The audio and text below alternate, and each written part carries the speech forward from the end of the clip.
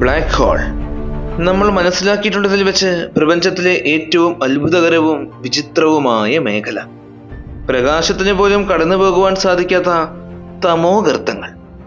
ഭൗതിക ശാസ്ത്രത്തിലെ നിയമങ്ങളെ എല്ലാം കാറ്റിൽ പറത്തി ശാസ്ത്രലോകത്തിന് ഇന്ന് വരെ പൂർണ്ണമായി മനസ്സിലാക്കുവാൻ സാധിച്ചിട്ടില്ലാത്ത അത്ഭുത പ്രതിഭാസങ്ങൾ. പ്രപഞ്ചത്തിൽ ഏറ്റവും വേഗതയിൽ സഞ്ചരിക്കുന്ന പ്രകാശത്തെ പോലും ഇവയുടെ അതിശക്തിയേറിയ ഗ്രാവിറ്റേഷണൽ ഫോഴ്സ് മുന്നോട്ട് സഞ്ചരിക്കുവാൻ സാധിക്കാത്ത വിധം തടഞ്ഞു നിർത്തും. ഇത്രത്തോളം തീവ്രവും വിചിത്രവുമായ ഈ പ്രതിഭാസം യഥാർത്ഥത്തിൽ എന്തായിരിക്കും?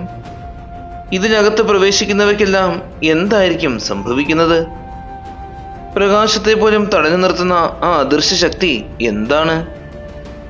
ഇതെല്ലാം നമ്മൾ കാണാൻ പോവുകയാണ്.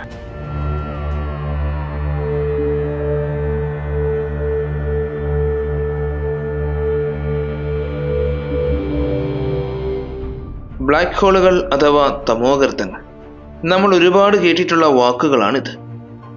പ്രപഞ്ചത്തിലെ ഏറ്റവും അത്ഭുതകരവും വിചിത്രവുമായ മേഖലകൾ. ബ്ലാക്ക് ഹോളിനുള്ളിൽ പ്രവേശിക്കുന്ന പ്രകാശത്തിന് പോലും അതിൽ നിന്നും പുറത്തു വരുവാൻ സാധിക്കുകയില്ല എന്ന് നമ്മൾ കേട്ടിട്ടുണ്ട്. എന്തായിരിക്കും ഇതിനെല്ലാം കാരണം? എസ്കേപ്പ് വെലോസിറ്റി പ്രകാശത്തെക്കാളും കൂടുതലുള്ള വസ്തുക്കൾ എന്നാണ് സാധാരണ തമോഗർത്തങ്ങളെ വിശേഷിപ്പിക്കുന്നത്. ഒരു വസ്തുവിന്റെ ഗുരുത്വാകർഷണ ബലത്തിൽ നിന്നും രക്ഷപ്പെടുവാൻ ആവശ്യമായ ഏറ്റവും കുറഞ്ഞ വേഗതയാണ് എസ്കേപ്പ് വെലോസിറ്റി എന്ന് പറയുന്നത്. ഭൂമിയുടെ ഉപരിതലത്തിൽ നിന്നും മുകളിലേക്ക് എന്തെറിഞ്ഞാലും അത് തിരികെ ഭൂമിയിലേക്ക് തന്നെ വരും എന്ന് നമുക്കറിയാം. അതിനുള്ള കാരണം ഭൂമിയുടെ ഗ്രാവിറ്റിയാണ്. ഭൂമിയുടെ ഉപരിതലത്തിൽ നിന്നും പുറപ്പെട്ട് ഭൂമിക്ക് വെളിയിലുള്ള ബാഹ്യ ഭ്രമണപഥത്തിലേക്ക് പ്രവേശിക്കുന്നത് ബഹിരാകാശ പേടകങ്ങൾ മാത്രമാണ്. അവ ഭൂമി വിട്ട് പുറത്തേക്ക് പറന്നു പോകുന്നതിനുള്ള കാരണം സെക്കൻഡിൽ ഏകദേശം 11 കിലോമീറ്ററിലും കൂടുതൽ വേഗതയിൽ സഞ്ചരിക്കുന്നത് കൊണ്ടാണ്. അതായത് ഭൂമിയുടെ ഗുരുത്വാകർഷണ ബലത്തിൽ നിന്നും രക്ഷപ്പെട്ട് അനന്തമായ ബഹിരാകാശത്തേക്ക് പറക്കണമെങ്കിൽ ഒരു വസ്തുവിന് ഏറ്റവും കുറഞ്ഞത് 11.186 കിലോമീറ്റർ പെർ സെക്കൻഡ് വേഗതയുണ്ടായിരിക്കണം. ഭൂമിയുടെ എസ്കേപ്പ് വെലോസിറ്റി എന്നത് 11.186 കിലോമീറ്റർ പെർ സെക്കൻഡാണ്. ഇതുപോലെ ഏതൊരു വസ്തുവിൻ്റെയും എസ്കേപ്പ് വെലോസിറ്റി നമുക്ക് ഗണിതശാസ്ത്രപരമായി തന്നെ കണ്ടെത്താൻ സാധിക്കും. അതിനുവേണ്ടി ഉപയോഗിക്കുന്ന ഫോർമുലയാണ് VE=√2gm/r. ഇതിൽ VE എന്നത് എസ്കേപ്പ് വെലോസിറ്റിയും G എന്നത് യൂണിവേഴ്സൽ ഗ്രാവിറ്റി കോൺസ്റ്റന്റുമാണ്. എസ്കേപ്പ് വെലോസിറ്റി കണ്ടുപിടിക്കുന്ന വസ്തുവിൻ്റെ മാസാണ് m, ആ വസ്തുവിൻ്റെ റേഡിയസ് r. ഈ ഒരു ഇക്വേഷനിൽ നിന്ന് തന്നെ നമുക്ക് മാസ് കൂടുതലും റേഡിയസ് കുറവുമായ വസ്തുക്കളുടെ എസ്കേപ്പ് വെലോസിറ്റി ഒരുപാട് കൂടുതലായിരിക്കും എന്ന് മനസ്സിലാക്കുവാൻ സാധിക്കും.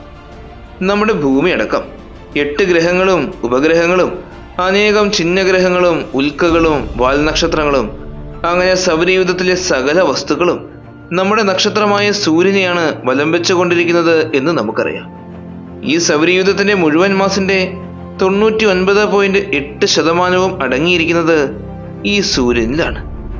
ഇത്രത്തോളം മാസ് കൂടിയ സൂര്യന്റെ ഗുരുത്വാകർഷണ ബലം മൂലമാണ് ഇവയെല്ലാം സൂര്യനെ നിരന്തരം വലം വെച്ചുകൊണ്ടിരിക്കുന്നത്. നമ്മുടെ ഭൂമി സെക്കൻഡിൽ 30 കിലോമീറ്റർ വേഗതയിലാണ് സൂര്യന് ചുറ്റും വലം വയ്ക്കുന്നത്. ഈ ഒരു വേഗതയിൽ സൂര്യന്റെ ഗുരുത്വാകർഷണ ബലത്തിൽ നിന്നും ഒരിക്കലും ഭൂമിക്ക് രക്ഷപ്പെടുവാൻ സാധിക്കുകയേയില്ല. ഇത്രത്തോളം മാസുള്ള സൂര്യന്റെ ഗുരുത്വാകർഷണ ബലത്തിൽ നിന്നും രക്ഷപ്പെടണമെങ്കിൽ എത്രമാത്രം വേഗത കൈവരിക്കണമെന്ന് മുൻപ് പറഞ്ഞ ഇക്വേഷൻ ഉപയോഗിച്ച് നമുക്ക് കണ്ടെത്താൻ സാധിക്കും. അങ്ങനെ കണക്കുകൂട്ടി നോക്കുമ്പോൾ നമുക്ക് ലഭിക്കുന്നത് സെക്കൻഡിൽ 617.6 കിലോമീറ്റർ എന്ന വേഗതയാണ്. അതായത് സൂര്യന്റെ എസ്കേപ്പ് വെലോസിറ്റി 617.6 കിലോമീറ്റർ പെർ സെക്കൻഡാണ്. ഭൂമിയുടെയും സൂര്യന്റെയും ഗുരുത്വാകർഷണ ബലം തമ്മിലുള്ള വ്യത്യാസം എത്രമാത്രമാണ് എന്ന് നമുക്കിപ്പോൾ മനസ്സിലായി കഴിഞ്ഞു. പ്രപഞ്ചത്തിൽ ഒരു ഇടത്തരം നക്ഷത്രമാണ് സൂര്യൻ. സൂര്യനേക്കാളും ഒരുപാട് മാസുള്ള നക്ഷത്രങ്ങളുടെ കോറാണ് ന്യൂട്രോൺ സ്റ്റാർ. ന്യൂട്രോൺ സ്റ്റാറുകൾക്ക് സൂര്യനേക്കാളും ഒരുപാട് കൂടുതൽ ഗുരുത്വാകർഷണ ബലമുണ്ട്. അതുകൊണ്ട് തന്നെ ന്യൂട്രോൺ സ്റ്റാറിന്റെ എസ്കേപ്പ് വെലോസിറ്റി എന്നത് അവിശ്വസനീയമായ വിധം കൂടുതലായിരിക്കും. എന്നാൽ ഇവയെല്ലാം വെച്ച് താരതമ്യപ്പെടുത്തി നോക്കുമ്പോൾ ബ്ലാക്ക് ഹോളുകളുടെ ഗുരുത്വാകർഷണ ബലം വളരെയേറെ കൂടുതലാണ്. അവയുടെ ഗുരുത്വാകർഷണ ബലത്തിൽ നിന്നും രക്ഷപ്പെടുന്നതിന് വേണ്ടിവരുന്ന വേഗത അഥവാ എസ്കേപ്പ് വെലോസിറ്റി എന്നത് പ്രപഞ്ചത്തിൽ ഒരു സെക്കൻഡിൽ 2,99,792 കിലോമീറ്റർ എന്ന ഏറ്റവും കൂടിയ വേഗതയിൽ സഞ്ചരിക്കുന്ന പ്രകാശത്തെക്കാളും കൂടുതൽ വേഗതയാണ്. അതായത് പ്രപഞ്ചത്തിലെ ഏത് തരത്തിലുമുള്ള ഊർജത്തിനും സഞ്ചരിക്കുവാൻ കഴിയുന്ന പരമാവധി വേഗതയായ കോസ്മിക് സ്പീഡ് ലിമിറ്റിനേക്കാളും കൂടുതൽ വേഗത. അതുകൊണ്ട് തന്നെ ബ്ലാക്ക് ഹോളിനുള്ളിൽ പ്രവേശിച്ച പ്രകാശത്തിന് ഒരിക്കലും അതിൽ നിന്ന് പുറത്തു വരുവാൻ സാധിക്കുകയേയില്ല. ഉയർന്ന ഗുരുത്വാകർഷണ ബലമുള്ള ഈ തമോഗർത്തങ്ങൾ എങ്ങനെയാണ് പ്രപഞ്ചത്തിൽ രൂപപ്പെടുന്നത് എന്ന് നമുക്ക് നോക്കാം. നക്ഷത്രങ്ങളുടെ മരണശേഷമാണ് ബ്ലാക്ക് ഹോളുകൾ ഉണ്ടാകുന്നത് എന്ന് നമുക്ക് അറിയാവുന്ന കാര്യമാണ്. നമ്മുടെ സൂര്യനടക്കം എല്ലാ നക്ഷത്രങ്ങളും നിലനിൽക്കുന്നത് അവയിലുള്ള ഹൈഡ്രജൻ ഹീലിയമായി മാറുന്ന ന്യൂക്ലിയർ ഫ്യൂഷൻ റിയാക്ഷന്റെയും ഗുരുത്വാകർഷണ ബലത്തിന്റെയും സന്തുലിത അവസ്ഥയുള്ളതുകൊണ്ടാണ്. നക്ഷത്രത്തിന്റെ കോർ ഭാഗത്ത് ഫ്യൂഷൻ റിയാക്ഷൻ നടക്കുന്നു. അതുമൂലമുണ്ടാകുന്ന ഊർജത്തിന്റെ ഫലമായി നക്ഷത്രം പുറത്തേക്ക് വികസിക്കാൻ തുടങ്ങും. എന്നാൽ ഗുരുത്വാകർഷണ ബലം നക്ഷത്രത്തെ തന്റെ കേന്ദ്രഭാഗത്തേക്ക് വലിച്ചടിപ്പിച്ചുകൊണ്ടേയിരിക്കും. ഈ രണ്ട് പ്രവൃത്തികളും ഒരേപോലെ തന്നെ നടക്കുന്നത് കൊണ്ടാണ് നമ്മുടെ സൂര്യൻ അടക്കമുള്ള സകല നക്ഷത്രങ്ങളും ഇതുപോലെ തന്നെ നിലനിൽക്കുന്നത്. എന്നാൽ ഒരുപാട് കാലങ്ങൾ കഴിയുമ്പോഴേക്കും നക്ഷത്രങ്ങൾക്കുള്ളിൽ ഊർജം ഉൽപ്പാദിപ്പിക്കുന്ന ഇന്ധനമായ ഹൈഡ്രജന്റെ അളവ് കുറഞ്ഞു തുടങ്ങും. കോറിന് പുറത്തുള്ള ഹൈഡ്രജനിൽ ഫ്യൂഷൻ റിയാക്ഷനുകൾ സംഭവിക്കുകയും അതിന്റെ ഫലമായി നക്ഷത്രം വലുതാകാൻ തുടങ്ങുകയും ചെയ്യും. അവസാനം ഈ ഇന്ധനം പരിപൂർണമായും തീരുകയും നക്ഷത്രങ്ങളിലെ ഫ്യൂഷൻ റിയാക്ഷൻ അവസാനിക്കുകയും ചെയ്യും. അങ്ങനെ ഗുരുത്വാകർഷണ ബലവുമായുള്ള സന്തുലിത അവസ്ഥ തകർന്ന് ഗുരുത്വാകർഷണ ബലം മൂലം കോർ ഭാഗം മുഴുവൻ ചുരുങ്ങാൻ തുടങ്ങും. സൂര്യനേക്കാളും 5 മുതൽ 20 മടങ്ങ് വരെ മാസ് കൂടിയ നക്ഷത്രങ്ങളാണെങ്കിൽ ഈ സമയത്ത് പൊട്ടിത്തെറിച്ച് സൂപ്പർ നോവയായി മാറുകയും പുറംഭാഗം മുഴുവൻ ബഹിരാകാശത്തേക്ക് ചിതറിപ്പോവുകയും ചെയ്യും. മിച്ചമുള്ള കോർ ഭാഗം ന്യൂട്രോൺ സ്റ്റാറായി മാറും. സൂര്യന്റെ അതേ മാസുള്ള നക്ഷത്രങ്ങളാണെങ്കിൽ ഈ സമയമാകുമ്പോഴേക്കും പുറംഭാഗം മുഴുവൻ വികസിച്ച് നശിച്ചു പോവുകയും അവയുടെ കോർ ഭാഗം ഒരു വെള്ളക്കുള്ളൻ അഥവാ വൈറ്റ് ഡ്വാർഫായി മാറുകയും ചെയ്യും. എന്നാൽ സൂര്യനേക്കാളും 20 മടങ്ങിലും കൂടുതൽ മാസുള്ള നക്ഷത്രങ്ങൾക്ക് ഇതൊന്നുമല്ല സംഭവിക്കുക. അത്തരം നക്ഷത്രങ്ങളിൽ ഫ്യൂഷൻ റിയാക്ഷൻ അവസാനിച്ച ഉടനെ തന്നെ അത്യുഗ്രമായ ഗുരുത്വാകർഷണ ബലത്തിന്റെ ശക്തിയിൽ നക്ഷത്രത്തിന്റെ കോർ ഭാഗം നിമിഷ നേരങ്ങൾ കൊണ്ട് ചുരുങ്ങുകയും അതൊരു ബ്ലാക്ക് ഹോളായി മാറുകയും ചെയ്യും. ഇങ്ങനെയാണ് ഒരു ബ്ലാക്ക് ഹോൾ ഉണ്ടാകുന്നത്. അതിഭീകര വലിപ്പമുള്ള ഒരു വലിയ നക്ഷത്രത്തിന്റെ കോർ ഭാഗം വെറും നിമിഷ നേരങ്ങൾ കൊണ്ട് ചുരുങ്ങുമ്പോൾ അത് ബ്ലാക്ക് ഹോളായി മാറും എന്ന് നമുക്ക് മനസ്സിലായി. ഇതുപോലെ തന്നെ ഏതൊരു വസ്തുവിനെയും ചുരുക്കി ഒരു പ്രത്യേക വലിപ്പത്തിൽ എത്തിച്ചു കഴിഞ്ഞാൽ നമുക്കതിനെ ബ്ലാക്ക് ഹോളാക്കി മാറ്റുവാൻ സാധിക്കും. ആ ഒരു പ്രത്യേക വലിപ്പത്തെ ഷ്വാർസ്ചൈൽഡ് റേഡിയസ് എന്നാണ് പറയുന്നത്. ഏതൊരു വസ്തുവിൻ്റെയും ഷ്വാർസ്ചൈൽഡ് റേഡിയസ് കണ്ടെത്താൻ നമുക്ക് സാധിക്കും. R=2gm/c² എന്ന ഇക്വേഷനിൽ വസ്തുവിൻ്റെ മാസും യൂണിവേഴ്സൽ ഗ്രാവിറ്റേഷണൽ കോൺസ്റ്റന്റും പ്രകാശത്തിന്റെ വേഗതയും ഉപയോഗിച്ചു കഴിഞ്ഞാൽ നമുക്ക് ഷ്വാർസ്ചൈൽഡ് റേഡിയസ് കണ്ടെത്താൻ സാധിക്കും. ഉദാഹരണത്തിന് 6400 കിലോമീറ്ററോളം റേഡിയസ് ഉള്ള നമ്മുടെ ഭൂമിയെ ചുരുക്കി വെറും 9 mm റേഡിയസ് മാത്രമുള്ള ചെറിയൊരു വസ്തുവാക്കി മാറ്റാൻ സാധിച്ചാൽ ഭൂമി ഒരു ബ്ലാക്ക് ഹോളായി മാറും. ഇങ്ങനെ ഏത് വസ്തുവിനെയും ഷ്വാർസ്ചൈൽഡ് റേഡിയസിൽ എത്തിച്ചു കഴിഞ്ഞാൽ നമുക്ക് ആ വസ്തുവിനെ ബ്ലാക്ക് ഹോളാക്കി മാറ്റാം. ഇതുപോലെ പ്രപഞ്ചത്തിലെ എല്ലാ വസ്തുക്കളെയും ചുരുക്കി ഒരു ബ്ലാക്ക് ഹോളാക്കി മാറ്റുവാൻ സാധിക്കുകയില്ല. ബ്ലാക്ക് ഹോളിനെ പറ്റി വ്യക്തമായി മനസ്സിലാകുന്നതിന് വേണ്ടി പറഞ്ഞ കാര്യങ്ങളാണ് ഇതെല്ലാം. സൂര്യനേക്കാളും 20 മടങ്ങിലും കൂടുതൽ മാസുള്ള അതിഭീമൻ നക്ഷത്രങ്ങളുടെ അവസാന സമയത്ത് അതിന്റെ കോറ് ചുരുങ്ങി ഷ്വാർസ്ചൈൽഡ് റേഡിയസിൽ എത്തിക്കഴിയുമ്പോഴാണ് ബ്ലാക്ക് ഹോളുകളായി രൂപം പ്രാപിക്കുന്നത്. ഇതിനോടകം നമ്മൾ വ്യത്യസ്ത വിഭാഗങ്ങളിൽപ്പെടുന്ന പല ബ്ലാക്ക് ഹോളുകളെയും കണ്ടെത്തിയിട്ടുണ്ട്. മൈക്രോ ബ്ലാക്ക് ഹോളുകൾ, സ്റ്റെല്ലാർ ബ്ലാക്ക് ഹോളുകൾ, ഇന്റർമീഡിയറ്റ് ബ്ലാക്ക് ഹോളുകൾ, സൂപ്പർ മാസീവ് ബ്ലാക്ക് ഹോളുകൾ. ഇവയിൽ ഏറ്റവും വലിപ്പം കൂടിയ ബ്ലാക്ക് ഹോളുകളാണ് സൂപ്പർ മാസീവ് ബ്ലാക്ക് ഹോളുകൾ. സൂര്യനേക്കാളും ദശലക്ഷക്കണക്കിന് വലിപ്പവും മാസും ഇവയ്ക്കുണ്ട്. ഇത്തരം ബ്ലാക്ക് ഹോളുകൾ എങ്ങനെയാണ് രൂപപ്പെടുന്നത് എന്ന് ഇന്നും വ്യക്തമായി നമുക്ക് മനസ്സിലാക്കുവാൻ സാധിച്ചിട്ടേയില്ല.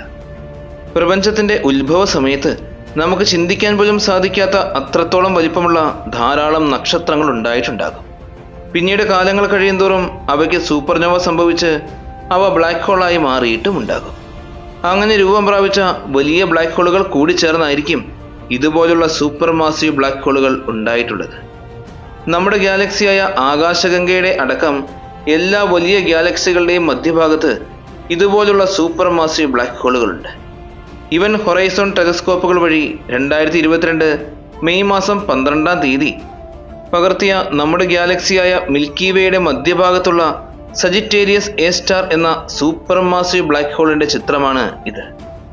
നാളിതുവരെ അറിയപ്പെട്ടതിൽ വെച്ച് ഏറ്റവും വലിപ്പം കൂടിയ സൂപ്പർ മാസീവ് ബ്ലാക്ക് ഹോള് ഭൂമിയിൽ നിന്നും 18.2 ബില്യൺ പ്രകാശവർഷങ്ങൾക്ക് അകലെ സ്ഥിതി ചെയ്യുന്ന TON 618 എന്ന ബ്ലാക്ക് ഹോളാണ്. നമുക്കിനി ബ്ലാക്ക് ഹോളിന്റെ സമീപത്തേക്ക് പോയി അതിന്റെ ഓരോ ഭാഗങ്ങളും പരിചയപ്പെടാം. ആദ്യം നമുക്ക് കാണുവാൻ സാധിക്കുന്ന ഭാഗം അക്രീഷൻ ഡിസ്കാണ്. ബഹിരാകാശ വസ്തുക്കളെല്ലാം ബ്ലാക്ക് ഹോളിനെ വലം വയ്ക്കുന്നത് ഈ മേഖലയിലൂടെയാണ്. വളരെ ഉയർന്ന വേഗതയിൽ ചുറ്റിലും കറങ്ങിക്കൊണ്ടിരിക്കുന്ന സൂപ്പർ ഹീറ്റഡ് വാതകങ്ങളും പൊടിപടലങ്ങളും നിറഞ്ഞ വലിയ ഡിസ്കാണിത്. ഇതിൽ നിന്നും വലിയ തോതിൽ ഇലക്ട്രോ മാഗ്നറ്റിക് റേഡിയേഷനുകൾ പുറപ്പെടുന്നുണ്ട്. വീണ്ടും ഉള്ളിലേക്ക് പോകുമ്പോൾ നമ്മൾ എത്തിച്ചേരുന്നത് ബ്ലാക്ക് ഹോളിന്റെ തൊട്ട് സമീപത്തുള്ള ഫോട്ടോൺ സ്പിയറിലാണ്. അതിശക്തമായി ഗുരുത്വാകർഷണ ബലം കൂടിത്തുടങ്ങുന്ന പ്രധാനപ്പെട്ട ഭാഗമാണ് ഫോട്ടോൺ സ്പിയർ. ഈ പ്രദേശത്താണ് പ്രകാശം കുടുങ്ങിപ്പോകുന്നത്. ആ പ്രകാശം ബ്ലാക്ക് ഹോളിന്റെ ഗുരുത്വാകർഷണ ബലത്തിൽപ്പെട്ട് ബ്ലാക്ക് ഹോളിൽ നിന്നും പുറത്തു കടക്കാൻ സാധിക്കാതെ ബ്ലാക്ക് ഹോളിനെ വലം വയ്ക്കുന്ന മേഖലയാണിത്. ഇനിയും നമ്മൾ ബ്ലാക്ക് ഹോളിന്റെ ഉള്ളിലേക്ക് പോവുകയാണ്.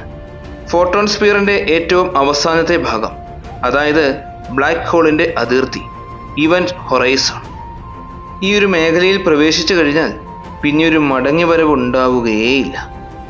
ഇനി നമ്മൾ ബ്ലാക്ക് ഹോളിന്റെ ഉള്ളിലേക്ക് പോവുകയാണ്. ഇന്നേ വരെ നമ്മുടെ ഭൗതിക ശാസ്ത്രത്തിന് മനസ്സിലാക്കുവാൻ സാധിച്ചിട്ടില്ലാത്ത ബ്ലാക്ക് ഹോളിന്റെ ഏറ്റവും കൂടുതൽ സാന്ദ്രതയെ മുഴുവൻ കേന്ദ്രീകരിച്ചിരിക്കുന്ന, സമയം പരിപൂർണമായും നിലച്ചു പോകുന്ന സിംഗുലാരിറ്റി പോയിന്റ്. ഇതാണ് ബ്ലാക്ക് ഹോളിനെ ഏറ്റവും ദുരൂഹമായി നിലനിർത്തുന്നത്. നമ്മൾ ബ്ലാക്ക് ഹോളിനുള്ളിലേക്ക് പ്രവേശിക്കുകയാണെങ്കിൽ അതിതീവ്രമായ ഗ്രാവിറ്റി മൂലം നമ്മുടെ കാലുകളിൽ തലയ്ക്ക് അനുഭവപ്പെടുന്നതിനേക്കാൾ കൂടുതൽ ഗുരുത്വാകർഷണ ബലം അനുഭവപ്പെടും. ഇതിന്റെ ഫലമായി കാലുകൾ വലിച്ചു നീട്ടപ്പെട്ട് ഞെരിഞ്ഞമരും. ഇതിനെ സ്പെഗറ്റിഫിക്കേഷൻ എന്നാണ് വിളിക്കുന്നത്.